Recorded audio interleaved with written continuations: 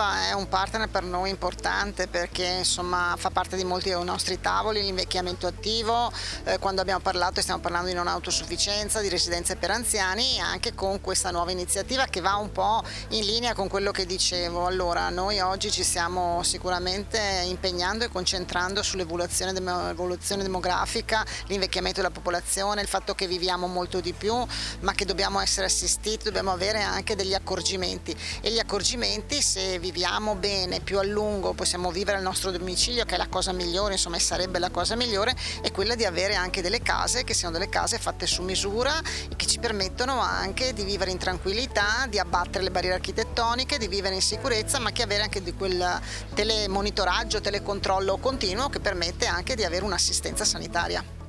Ci vuole però chiaramente una rete molto organizzata anche sul territorio da parte delle ASL, eccetera, quindi ci vorrà una collaborazione forte anche del pubblico. Sicuramente ci vorrà una collaborazione pubblico-privato, enti del terzo settore, associazionismo, strutture pubbliche che si occupano di domiciliarità, che si occupano di assistenza, che si occupano di semiresidenzialità.